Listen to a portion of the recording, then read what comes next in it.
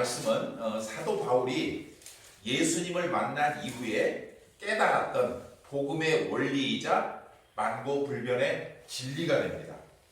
또한 바울에 따르면은 우리가 그리스도인이 된다는 것은 나는 죽고 내 안에 누가 예수 그리스도께서 사시는 것이라고 갈라디아서 2장 20절에서 말씀하고 있습니다.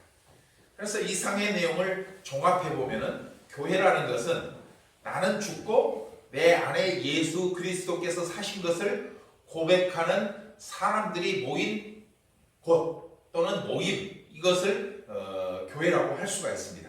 에베소서 2장 20절 함께 읽어보겠습니다. 시작. 너희는 사도들과 선지자들의 터 위에 세우심을 입은 자라. 그리스도 예수께서 진히 모퉁이 돌이 되셨느니라. 아멘. 그래서 신약 성경은 이 교회라는 표현에 헬라어로 에클레시아라고 하는 단어를 사용하고 있어요. 에클레시아는 두 개의 단어가 합쳐진 건데 에크라고 하는 접두사와 에클레시아라고 하는 이제 주어가 있는데, 이게 뭐냐면 에크는 어디로부터 이런 뜻이에요. 어디로부터. 그리고 클레시아는 부름을 받다 그런 뜻이에요. 그러니까 에클레시아라고 하는 단어는 부르심을 받은 자들 또는 부르심을 받은 자들의 모임, 이렇게 우리가 이해를 하면 됩니다. 거기에 대해서 먼 훗날 종교개혁자인 마틴 루터는 신약 성경의 이 에클레시아라고 하는 헬라어 단어를 독일어로 번역할 때 게마인데라고 하는 단어를 썼어요. 여러분, 이 종교개혁이 일어났던 굉장히 중요한 이유 중에 하나가요, 성경을 서민들이 볼 수 없다는 거예요. 평민들이, 여러분들이 같은 평민들이 성경을 못 보고 오직 신부나 사제가 해석해 주는 것만 들었어요. 그러니까 그것을 잘못 설명해 주는지 잘 설명해 주는지 구분을 할 수 없는 거예요. 그렇기 때문에 성직자들의 부조리가, 비리가, 범죄가 무수히 일어나고 그걸 분별할 능력이 없었던 거죠.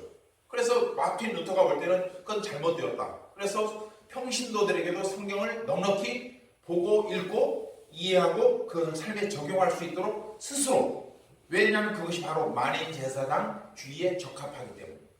그래서 성경을 번역한 것이 바로 종교개혁이 낳은 가장 큰 성과라고 할 수가 있어요.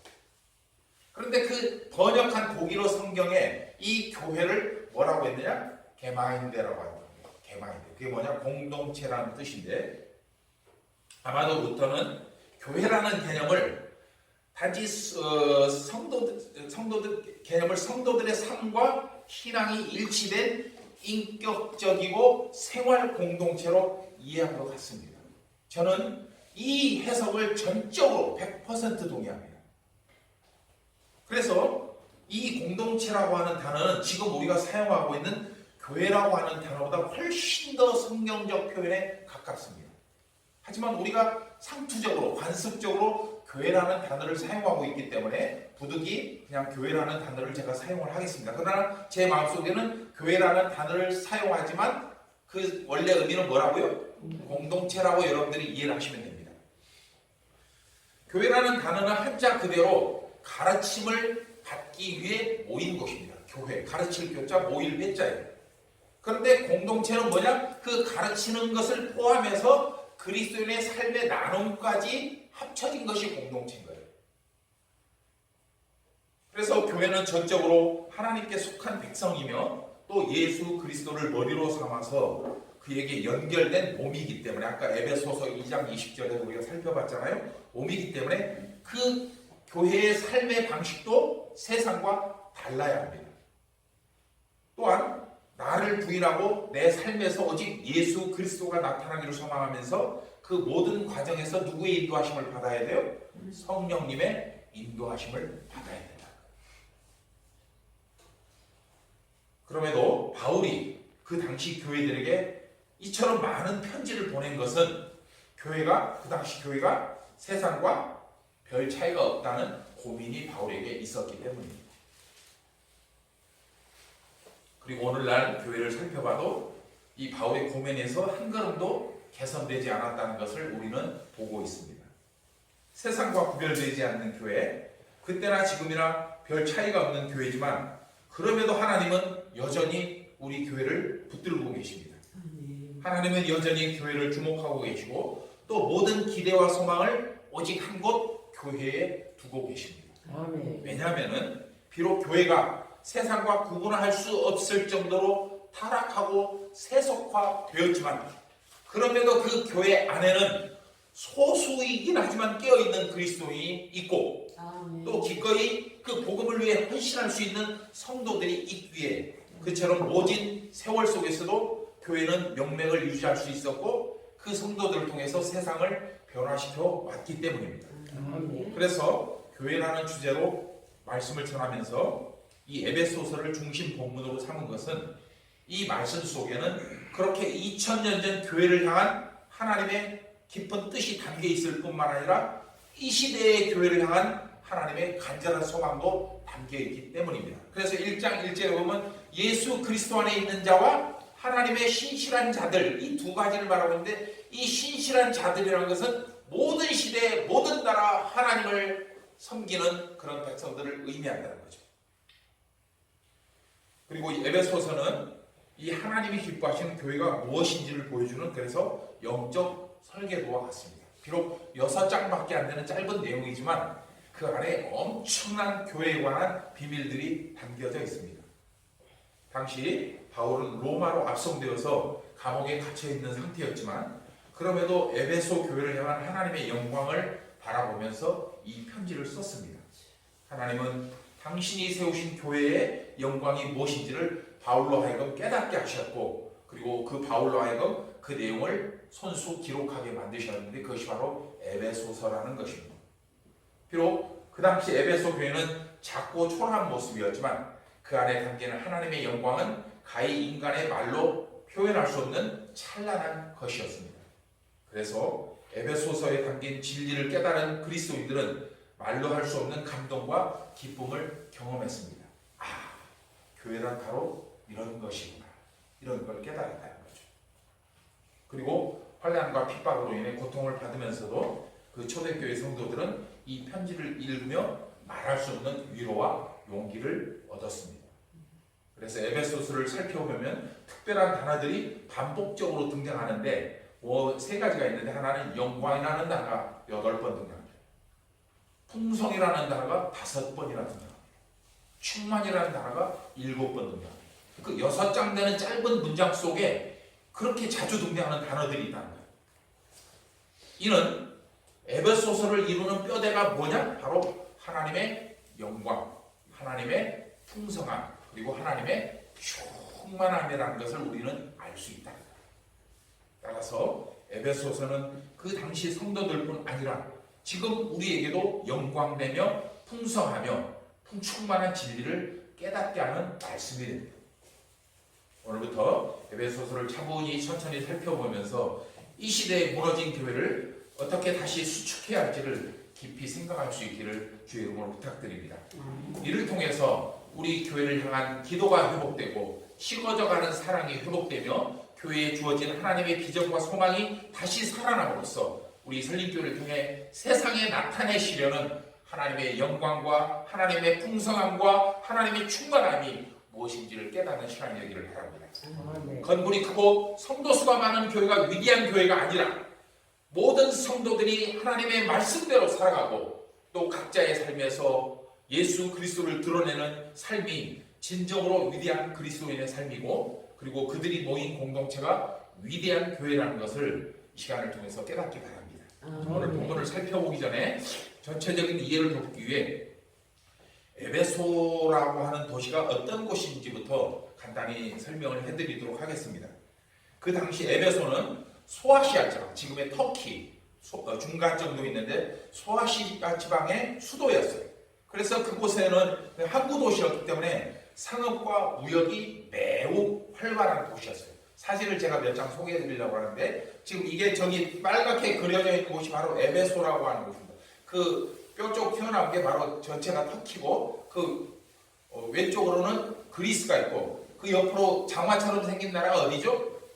이태리입니다. 이태리. 예, 그렇게 됩니다. 저기에 에베소인데 그 에베소 거기서 이제 좁혀서 그 에베소로 가보면은 어떤 거냐면 지금 여기가 그 당시 바울 사도 당시에 에베소의 구시가지입니다. 지금은 폐허가 돼서 이렇게 흔적만 있지만 지금 만약에 이것이 건물이 제대로 서 있다고 생각을 해본다면 얼마나 저게 다 대리석이거든요. 얼마나 화려하고 멋진 도시였을까 한번 생각해 보십시오. 저기가 어디냐면은 그 에베소 가운데 있는 아고라, 즉 광장입니다. 우리말로 말하면 시장. 엄청 크죠, 시장이. 2000년 전에 저렇게 큰 시장이 있었다는 거예요. 그래서 사도 바울이 사도행전 17장을 보면 아테네 가서 아레오파고, 그것이 바로 아고라에 있는 언덕이었거든요. 거기 가서 복음을 전했던, 바로 바울도 이런 데서 복음을 전했다는 거예요. 에베소에서도. 여기는 뭐냐? 바울의 그 에베소에서 한국까지 가는 길이에요. 2000년 전에 이렇게 좋은 도로가 있었다는 거예요. 이보다 더 좋은 도로가 있어요. 여기는 지금 에베소 시내 도로인데 바닥에 뭐가 깔려 있습니까? 대리석이 쫙 깔려 포장도로였다는 거예요. 어마어마하게. 여러분 이게 뭐죠? 이게 뭘까요? 모자이크 있는데 이게 당시의 공중 화장실이에요. 엄청나게 화려하죠? 근데 더 놀라운 사실이 있어요. 이게 뭘까요? 사람들이 이렇게 쭉 앉아서 자기 볼일을 보는 거예요. 근데 여기 사진에는 안 나오는데 이 사람들 보는 건너편에 연못이 있어요. 어떻게 아냐고요? 갔다 왔으니까 알지. 앞에 연못이 있는데 그 연못 가운데 무대가 있어요. 무대가. 거기에서 뭘 하고 있냐면 여기는 귀족들만 들어올 수 있는 곳이거든요. 여기서 볼일 보고 있을 때 그 무대 앞에 그 연못 가운데 무대에서 악사들이 악기를 연주하고 있어요. 똥 잘 싸라고. 그리고 그 밑으로는 이 변기 밑으로는 물이 흘러가요. 그래서 변이 쌓이지 않고 다 흘러가도록 관계수로가 잘 돼 있어요. 그 정도로 그러니까 이것을 좋게 말하면 연기하고 발달했는데 나쁘게 말하면 그 정도로 타락했다는 걸 보여줘요. 이건 뭐냐면 그 당시에 있던 도서관입니다. 셀수스 도서관이라고 하는데 약 한 10만 권의 장서가 있다고 합니다. 혹은 퀴즈 이거 맞추신 분은 제가 그 커피 쿠폰 하나 보내드릴게요. 뭘 것 같아요? 이건 간판입니다. 간판. 그 당시 간판인데 놀랍게도 이게 무슨 간판이냐면은 창녀촌으로 들어가는 간판. 이 길을 따라가면은 창녀촌이 있다는 거예요. 그만큼 그 당시에 성적으로 타락한 도시였다는 거예요. 이건 뭐냐면은 신전이에요. 신전. 이것도 그렇고 이것도 그렇고. 그 에베소에는 엄청난 신전들이 있어요. 황제를 숭배하는 신전도 있었고 이방신들을 숭배하는 신전도 있어요. 그래서 그곳에는 외국인들이 에베소를 수시로 왕래했죠. 무역도시이기 때문에 자연스럽게 이방신을 섬기는 신전들이 시내 곳곳에 세워졌습니다. 특히 에베소에는 이 아데미라고 하는 여신을 섬기는 거대한 신전이 있었는데 사도행전을 보면 거기서 바울로 인해 큰 폭동이 일어나기도 했습니다. 여기가 지금 원형 경기장인데요. 이 사도행전 19장에서 이 온 시내가 요란하다 이게 폭동이 일어났다는 건데 아마도 이 경기장이 그때 있었다면은 여기에서 그 군중들이 폭동을 일으켰을 가능성이 높습니다. 바울은 그 에베소에서 약 3년간 머물면서 교회도 세우고 또 두란노 서원이라고 하는 학교를 세워서 성도들을 가르치기도 했습니다. 그리고 세월이 흘러서 로마로 압송된 바울은 로마에서 구속 상태에 있었지만 그 자신이 세운 에베소 교회를 위해서 노심초사 기도하면서 이 편지를 썼던 거예요. 한 가지 특이한 점은 에베소서에는 다른 바울 서신과 달리 그 교회를 향한 책망과 지적이 없다는 거예요. 고린도 교회 뭐 이런 교회들 보면서 책망을 했는데 없어요. 또한 바울은 이 편지의 수신자들을 에베소에 있는 성도들과 예수 그리스도 안에 있는 신실한 자들로 이 두 가지로 표현한 것을 보면은 에베소서는 그 당시 에베소 교회뿐 아니라 그 에베소를 중심으로 한 아까 소아시아라고 했잖아요. 소아시아에 있는 7교회가 있잖아요. 그 교회들의 모든 성도들에게 돌려가면서 볼 수 있도록 이 편지를 보냈다는 것을 짐작할 수 있습니다. 이처럼 많은 교회를 위해서 쓴 편지이기에 그 내용은 아주 객관적이고 절제된 언어로 에베소서가 기록되어 있습니다. 마치 그래서 에베소서를 잘 읽으면 한 편의 멋진 신학 논문을 읽는 것 같은 느낌을 받습니다. 따라서 에베소서를 읽는 우리는 그 당시 바울이 보여주고자 했던 것 또는 가르치고자 했던 내용, 즉 예수 그리스도께서 세워주신 그 교회의 본질을 발견하고 또 그것을 우리의 설립 공동체에 적용하는 것이 이 에베소서를 통해 얻을 수 있는 최고의 성과가 될 것입니다. 그냥 여러분들 귀에 달콤하게 들리는 그런 말씀이 아니고 이것을 통해서 우리 스스로를 어떻게 믿음으로 세우고 우리의 공동체를 어떻게 세우는가를 발견해야 된다는 것입니다. 크고 화려한 교회나 많은 숫자를 자랑하는 교회를 만들기 위해서 그것을 만들기 위한 부흥의 비결을 에베소에서 배우는 게 아니라 환난과 핍박 속에서도 어떻게 그 교회의 정체성을 지키고 또 적은 성도로도 어떻게 세상을 변화시키는 능력을 발휘할 수 있는지를 이 말씀을 통해서 찾아내야 한다는 거예요. 그리고 그들이 교회를 든든히 세워갔던 것처럼 우리도 열악한 상황에서 실망하지 않고 낙심하지 않고 교회를 세우는 비결을 깨달아야 합니다. 이를 위해 오늘 본문은 가장 먼저 우리에게 교회를 든든히 세우는 두 가지 내용을 제시하고 있습니다. 그게 뭐냐? 하나는 하나님의 뜻이에요. 두 번째는 은혜와 평강이에요. 즉 건강하고 능력 있는 교회는 어떻게? 하나님의 뜻으로 세워져야 되고 또 그 교회 안에 뭐가 있어야 된다는 거예요? 은혜와 평강이 있어야 된다는 거예요. 오늘 말씀을 통해 여러분 모두가 설립 공동체의 소중한 구성원들임을 깨닫고 더욱더 힘써 교회를 아름답게 세워나가기를 주의 이름으로 축복합니다. 먼저 구원받은 성도는 자신을 향한 하나님의 계획, 즉 하나님의 뜻을 알고 그 뜻대로 살기를 힘써야 합니다. 이에 대해서 1절을 보면은 바울은 자신의 사도직이, 사도 직분이 철저히 하나님의 뜻에 따라 이루어졌다고 밝히고 있습니다. 함께 읽습니다. 시작. 하나님의 뜻으로 말미암아 그리스도 예수의 사도된 바울은 에베소에 있는 성도들과 그리스도 예수 안에 있는 신실한 자들에게 편지하노니. 아멘. 바울의 이 고백은 모든 그리스도인의 인생의 주체가 자기 자신이 아니라 누구라는 것? 하나님이라는 것을 분명하게 보여주고 있습니다. 그래서 바울은 에베소서 전체에서 하나님을 전체 문장의 주어로 사용하고 있습니다. 즉 하나님께서 에베소의 중심이라는 거죠. 에베소 교회 중심이라는 뜻이죠. 즉 우리의 삶, 우리의 직분, 우리가 받은 축복, 선택, 거룩한 우리가 주를 찾는 향한 찬양 등 우리가 행하는 모든 것들이 우리 스스로가 아닌 하나님의 뜻대로 이루어졌다. 바울은 비록 예수님을 만난 일도 없고 또 예수님으로부터 직접 가르침을 받은 적도 없었지만 그럼에도 바울은 하나님께서 이처럼 자신을 붙들어 주시고 또 사도로 세우셨다는 흔들리지 않는 믿음이 있었기에 어떤 상황 가운데서도 담대히 복음을 전할 수 있었던 겁니다. 이것을 역으로 생각해 보면 그리스도인의 믿음이 흔들리는 것은 뭐예요? 하나님의 뜻을 바르게 이해하지 못했을 때 일어난다는 것을 알 수 있어요. 즉 그의 신앙 정체성이 흔들린다는 것을 의미하죠.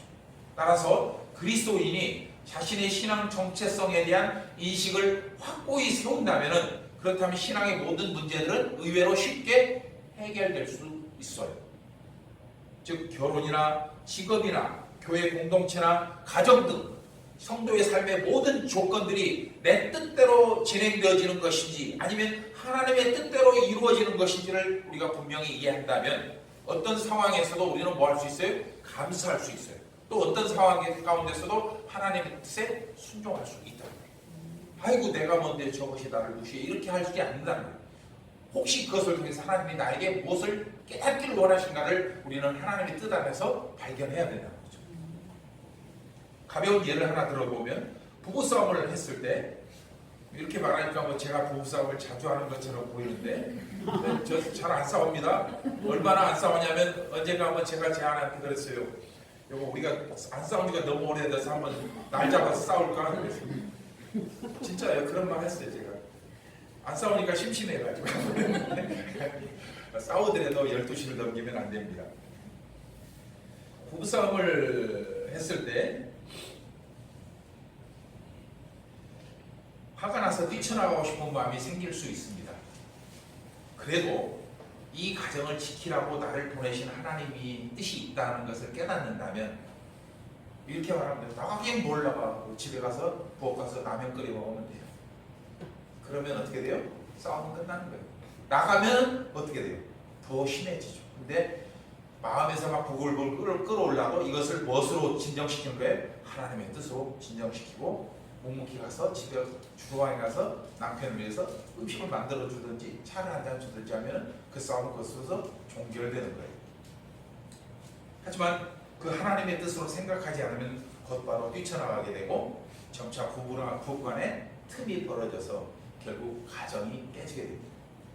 직장도 마찬가지입니다. 여러분, 직업의 소명에 대해서 정말 깊이 생각해야 합니다. 비록 힘들고 거칠고 험한 일을 할지라도 그 일에서 하나님의 뜻, 즉 하나님이 자신을 붙들고 계심을 믿는다면 그는 그 일을 통해서 하나님을 만날 수 있습니다. 그리고 그분의 은혜를 공급받을 수 있습니다. 그리고 편하고 수입 좋은 직장 못지않게 그 일 속에서 얼마든지 행복하게 삶을 영위할 수가 있습니다. 이것은 제가 항상 말씀드린 생활 영성이라는 거예요. 생활 속에서 영적인 삶을 사는 거예요. 교회도 말할 것 없습니다. 여러분, 어느 교회를 간다고 한들 내 마음에 쏙 드는 성도, 내 마음에 쏙 드는 흡족한 설교를 들을 수 있을까요? 모든 사람이 나하고 마음이 맞아떨리는 성도, 목사님은 그냥 금과 옥조 같은 설교만 해서 들을 때마다 내 마음에 콕콕콕 찔러고 쌓인다. 이런 설교 어디가 있습니까? 물론 몇 번은 들을 수도 있어요. 우리 교회 처음 오시면 저에게 그런 말씀하시는 분들이 많은데 그러다 떠난 분들은 또 다르게 말씀하시겠죠. 하지만 맨날 똑같은 설교를 듣는다면 아무리 좋은 설교라도 실증이 날 수밖에 없어요. 다 그 나물에 그 밥이거든요, 사실. 따라서 설교자인 목사는 성도들에게 매번 싱싱하고 풍성한 말씀의 잔치상을 공급하기에 정말로 노력을 해야 됩니다. 기도해야 되고 연구해야 되고 어떻게 하면 더 고운 말로, 어떻게 하면 더 성도들의 삶에 적용할 수 있는 실질적인 말로 말씀을 전할 것인가를 연구해야 됩니다. 그리고 성도는 자기 입맛에 맞는 설교를 찾는 게 아니라 이게 중요합니다. 하나님께서 나에게 무엇을 말씀하시려는지를 집중해야 합니다. 그러니까 그 말씀 속에 나를 향한 하나님의 뜻이 무엇인지를 깨달아야 한다는 것입니다. 그럴 때 비록 수준 높은 설교는 아닐지라도 아름다운 미사역으로 포장된 설교는 아닐지라도 성령께서 각자의 심령에 감동을 주시고 그 삶을 놀라운 능력으로 이끌어 가시다. 바울이 그처럼 수많은 위기 속에서도 복음을 향한 걸음을 멈추지 않았던 것은 바로 그것이 하나님의 뜻임을 확신했기 때문입니다. 주께서 나를 보내셨고 나를 복음의 도구로 사용하신다. 이 같은 분명한 신앙 정체성이 있었기에 바울은 끝까지 충성할 수 있었던 것입니다. 어떤 상황에서도 포기하지 않고 또 어떤 고난과 역경 속에서도 감사할 수 있었던 것입니다.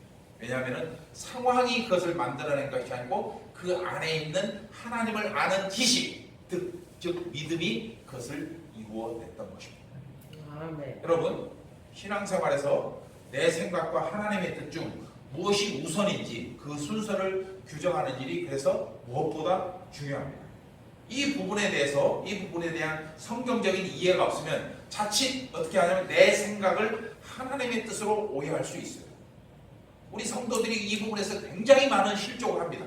실수를 하고 이것 때문에 믿음이 넘어지고 그런 시험에 들기도 하고 합니다.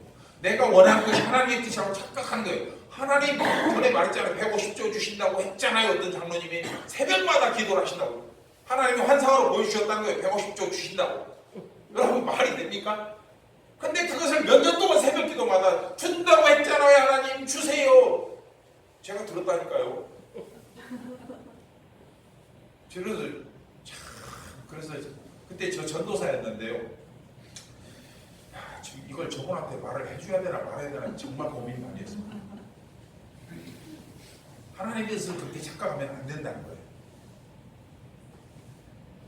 즉 그리스도인은 삶의 원칙과 삶의 방법을 정할 때 언제나 하나님의 뜻과 계획 안에서 자신의 생각과 계획을 접목시켜야 합니다. 내 생각과 뜻에 하나님의 뜻을 접목시키는 게 아니고 하나님의 뜻에 나를 접목시켜야 된다는 거예요.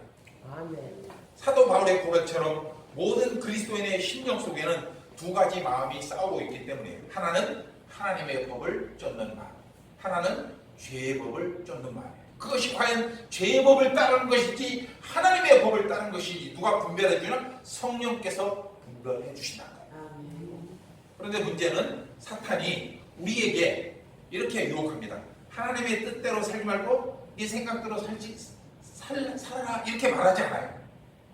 사탄이 우리에게 야 하나님 뜻대로 살지 말고 네 마음대로 살아 이렇게 말하지 않고 네가 생각하는 것이 바로 뭐야?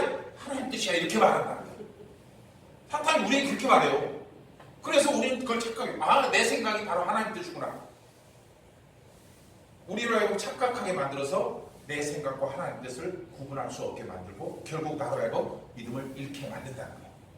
따라서 신앙생활을 잘하는 것은 그처럼 뒤섞인 상황에서 하나님의 뜻을 찾아내고 그 뜻에 자신의 삶을 연결하는 거예요. 그리고 이것을 적절하게 분별할 수 있는 열쇠가 바로 오늘 선포되는 하나님의 말씀입니다. 진리를 알고자 하는 영적 호기심과 사모하는 마음, 반면에 내 생각과 내 삶이 얼마나 어리석고 비신앙적인지를 분별하는 능력, 이 모든 것을 말씀의 거울에 비추어 옳고 그름을 분별해야 된다. 오늘 말씀을 통해 여러분의 영적 수준이 하나님의 뜻을 더욱더 깊고 정확히 깨닫는 은혜가 있기를 주의 이름으로 축복합니다. 두 번째, 은혜와 평강. 이것은 예수 그리스도 안에 있는 모든 성도들에게 주신 하나님의 약속입니다. 그래서 이 은혜와 평강은 그리스도인의 일상생활에서 나타나는 알파요 오메가입니다. 처음과 끝이라는 거죠. 요한복음 14장 27절은 예수님을 주로 고백하는 그리스도인에게 은혜와 평강이 임할 것을 약속하셨습니다. 우리 함께 읽어볼까요? 시작. 평안을 너희에게 끼치노니 곧 나의 평안을 너희에게 주노라. 내가 너희에게 주는 것은 세상이 주는 것과 같이 아니하니라. 너희는 마음에 근심하지도 말고 두려워하지도 말라. 바로 이것이 진정한 평안이라는 것입니다. 그런데 문제는 예수 그리스도를 주로 고백하면서도 은혜와 평강은커녕 불평과 원망으로 가득한 삶을 사는 그리스도인들이 적지 않다는 거예요. 세상을 의심하고 세상을 부정적으로 보고 그런 반면 자신은 맨날 정의롭고 맨날 그런데 손해만 본다고 불평하고 매사를 부정적으로 보는 그리스도인들이 많다는 거예요. 먹고 사는 일에 대한 두려움, 관계에 대한 두려움, 우울하고 슬픈 마음으로 인해 괴로운 나날을 보내는 성도들도 많습니다. 왜 그럴까요? 그것은 예수 그리스도를 믿고 그분을 따르는 것은 분명해요. 그런데 그 마음에 기쁨이 없고 온갖 부정적인 요소들로 가득합니다. 오늘 본문 2절에 비춰보면은 그것은 성도들의 심령에 은혜와 평강이 메말라 버렸기 때문입니다. 즉, 그걸 다른 말로 하면 은혜와 평강이 내가 만드는 게 아니고 어디로부터 흘러오는 그 통로가 막힌 거예요. 이것을 다른 말로 표현하면은 그 사람은 은혜와 평강을 공급하시는 주체가 누군지를 제대로 이해하지 못한 것입니다. 그렇다면은 여러분, 은혜와 평강의 주인은 누구이며 또 그 은혜와 평강을 얻는 사람은 누구냐는 거예요. 2절 함께 읽어보겠습니다. 시작. 하나님 우리 아버지와 주 예수 그리스도로부터 은혜와 평강이 너희에게 있을지어다. 할렐루야입니다. 즉 우리 그리스도인이 받는 은혜와 평강은 전적으로 하나님과 예수 그리스도를 의지할 때 임하는 주의 선물이라는 거예요. 하지만 교회 안에 있으면서 예수 그리스도 안에 있지 않은 사람이 있고 또한 예수 그리스도 안에 있음에도 신실하지 않은 사람들도 있습니다. 이에 대해서 예수님은 신부님의 비유를 통해서 주님 안에 있다는 의미가 무엇인지를 정확하게 말씀하고 계십니다. 마태복음 13장 20절로 22절입니다. 시작. 돌밭에 뿌려졌다는 것은 말씀을 듣고 즉시 기쁨으로 받되 그 속에 뿌리가 없어 잠시 견디다가 말씀으로 말미암아 환난이나 박해가 일어날 때 곧 넘어지는 자요. 가시 떨기에 뿌려졌다는 것은 말씀을 들으나 세상의 염려와 재물의 유혹에 말씀이 막혀 결실하지 못하는 자요. 아멘. 여러분, 이만희는 이 말씀을 시로 비유를 해가지고 그 시가 누구냐? 바로 이만희다 이렇게 말합니다. 자기가 보혜사라고 말합니다. 즉 여러분, 돌밭과 가시밭에 뿌려졌다는 것은 뭐냐? 말씀을 들었지만 그 말씀의 유혹을 이길 능력으로 성장하지 못하고, 뿌려졌지만 싹만 나고 말라 죽어버리지 못하고 이리저리 흔들리는 것을 의미하는데, 그런 사람들은 예수님을 믿으면서도 정작 하나님께서 베푸시는 은혜와 평강을 누릴 수가 없는 거예요. 그냥 맛만 보고 말아버린 거예요. 반짝하고 마는 거예요. 이처럼 은혜와 평강은 예수 그리스도 안에 있는 신실한 자들이 받고 누릴 수 있는 하나님의 선물입니다. 그래서 바울은 그 바울 서신 전체에서 이 은혜와 평강이라는 단어를 무려 164번을 반복해서 말씀하고 있습니다. 따라서 신앙생활을 하면서도 마음에 은혜와 평강이 없다면 여러분, 죄송하지만 그 사람은 자신이 예수 안에 있지 않음을 알아야 합니다. 겉으로는 열심히 신앙생활을 하는 것처럼 보이지만 정작 예수 그리스도 안에 있지 못하기 때문에 그 심령에는 은혜와 평강이 없는 거예요. 놀라운 사실은 바울이 예수 그리스도 안에서라는 표현을 어디서 썼느냐? 감옥에 있을 때 썼다는 거예요. 그리고 옥중서신에서 자주 그 말을 쓰고 있어요. 바울은 비록 자유로운 몸은 아니었지만 그 심령이 예수 그리스도 안에 있음을 확신했기 때문에 그 예수님이 주시는 말로 표현할 수 없는 은혜와 평강을 누리고 있었던 것이 감옥 안에서. 이에 바울은 자신이 누리고 있는 이 평안을 자신이 세운 교회의 성도들도 누리기를 원하면서 그 감옥 속에서 보낸 편지가 에베소서와 옥중서신이에요. 감옥에 갇힌 자신이 예수님으로 말미암아 은혜와 평강을 누리는 것처럼 그리스도인들 모두도 예수님으로 인해서 무엇을 누리라? 은혜와 평강을 누리라는 것입니다. 따라서 여러분 안에 은혜와 평강이 없다면 그것은 여러분의 밖에 원인이, 여러분과 다른 사람들에게 원인이 있는 게 아니고 사람이나 환경이나 물질의 원인이 있는 게 아니라 내가 예수 그리스도와의 교제의 통로가 막혀 있다는 것을 깨달아야 합니다. 그리고 깨닫는 자만이 모든 것을 회복할 수가 있습니다. 그러므로 여러분, 여러분의 심령이 메말라 있음을 깨닫는다면 속히 예수 그리스도 안에서 회복하시기를 주의 이름으로 축복합니다. 그래야만이 은혜와 평강도 회복할 수가 있습니다. 그렇다면 성인의 성도 여러분은 어디에 속한 사람입니까? 간절히 바라기는 가난하지만 부족하지만 예수님께서 베푸시는 은혜와 평강이 주는 그 풍성함을 누릴 수 있기를 주의 이름으로 축복합니다. 다윗 또한 가난한 삶을 살았지만 이 은혜와 평강을 누림으로 인해서 그 어떤 부족함도 없음을 깨닫고 이렇게 고백합니다. 함께 읽습니다. 시작. 여호와는 나의 목자시니 내게 부족함이 없으리로다. 그가 나를 푸른 풀밭에 누이시며 쉴만한 물가로 인도하시는도다. 아멘. 십자가 사건 이후에 제자들이 두려움에 떨며 숨어 있을 때 예수님께서는 그들을 찾아와서 하신 첫 번째 말씀이 너희에게 평강이 있을지어다 였습니다.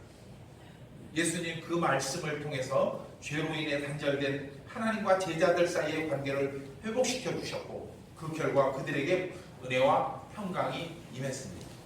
그리고 제자들에게 임한 은혜와 평강은 훗날 오순절 성령 사건 후 사도들의 사역을 감당할 때 모든 환난과 핍박을 이기는 영적 능력의 근원이 되었습니다. 그렇다면 여러분, 오늘 본문에 기록된 은혜와 평강은 구체적으로 무엇일까요? 자, 알겠는데 은혜와 평강은 뭔지 대충은 짐작하겠는데 그 은혜와 평강이 뭐냐 이게? 한마디로 표현하면요, 공급하심과 누림입니다. 기억하십시오. 은혜와 평강은 공급하심과 누림. 즉 하나님을 믿는 자에게는 주님께서 베풀어 주시는 공급이 있어요. 그게 뭐예요? 은혜인 거예요. 은혜. 그리고 이 은혜는 우리 그리스도인들 하여금 삶을 누리게 만들어요. 그게 바로 평강입니다. 이해하시겠어요? 공급하심과 누림. 따라서 아무리 가진 것이 많아도 은혜가 없으면 그에게는 평강도 없어요. 항상 부족하고 애가 탑니다. 왜? 그 마음이 물질의 풍족함과 달리 그 심령이 가난의 영에 사로잡혔기 때문에 그래요.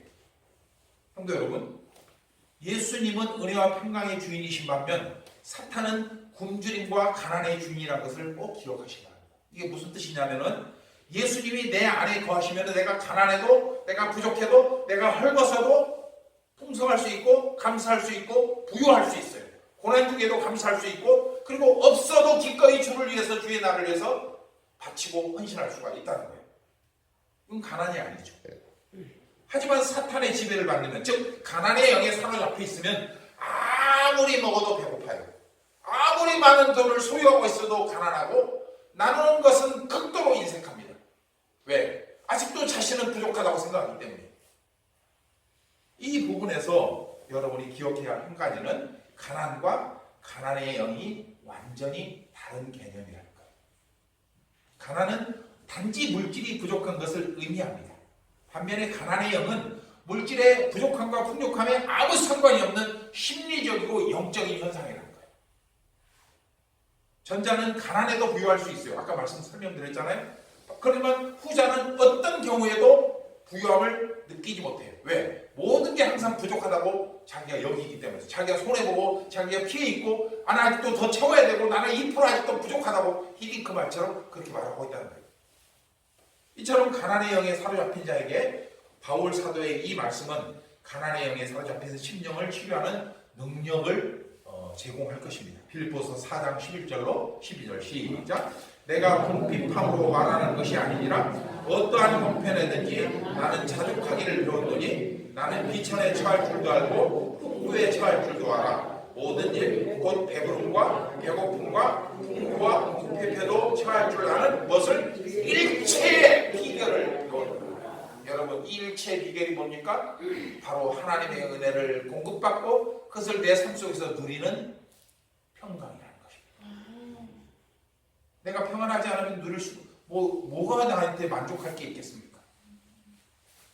그래서 성경에서 이 은혜와 평강이라는 말은 마치 바늘과 실처럼 항상 함께 사용됩니다.